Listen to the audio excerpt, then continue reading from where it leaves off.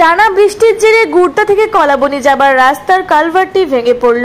হুড়া ব্লকের অন্তর্গত গুড়দা থেকে কলাবনি PMGSY রাস্তার ওপরের কালভার্টের ওপরে জল বইছে।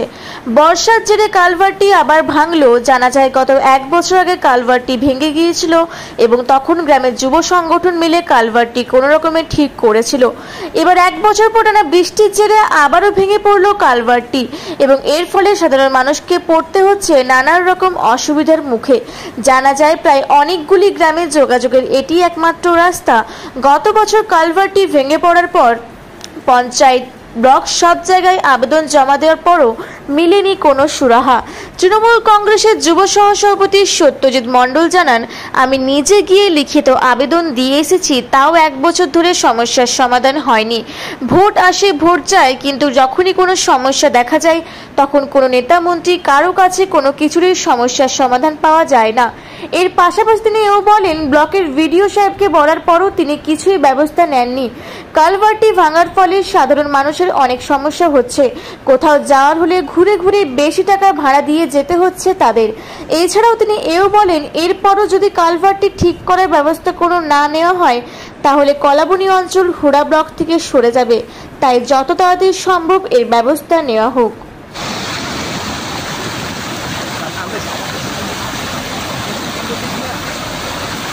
দেখুন, এই রাস্তাটি হচ্ছে গুড়দা টু কলাবনি PMGS এর মেয়ের রাস্তা এবং কলাবনি অঞ্চলে যাতায়াত এবং কলাবনি সংলগ্ন, তার সঙ্গে সোনাঞ্জুরি অঞ্চল, কাশীপুর ব্লকের সোনাঞ্জুরি অঞ্চল, পাড়া ব্লকের কিছু অঞ্চল এবং অনেকগুলো গ্রাম এই রাস্তায় NH-60 যোগাযোগের একমাত্র রাস্তা।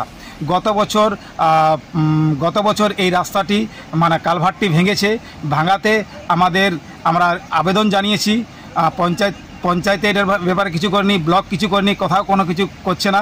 ভোট আসে, ভোট যায়, পাবলিক প্রতিনিধিরা, নেতা মন্ত্রীরা কোনো কিছুই করছে না। আমাদের কলাবনি অঞ্চল আবার যোগাযোগ বিচ্ছিন্ন হলো। বরাবর আমাদের কলাবনি অঞ্চলকে বিচ্ছিন্ন করে গেছে এবং হুড়া ব্লক ডেভেলপমেন্ট বিডিও সাহেব এই বিষয়ে বহুবার বলেছি, বিডিও সাহেব কোনো কিছু করছে না।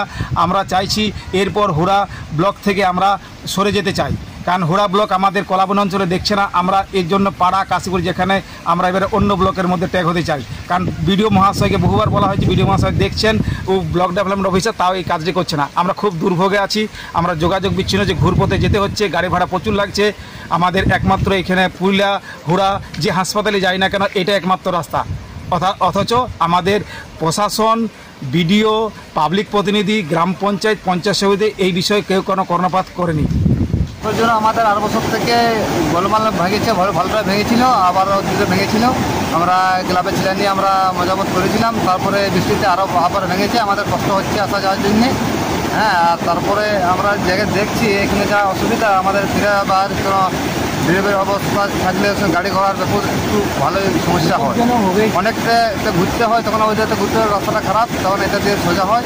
অনেক কিছু দেখছে, তবুও কিন্তু গ্রাহ্য করে না রাস্তাটা।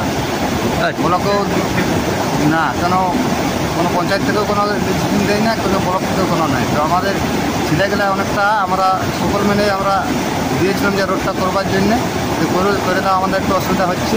তাতে অবশ্য কেউ মত দিই না, কারণ আবার তখন এরকম এসে।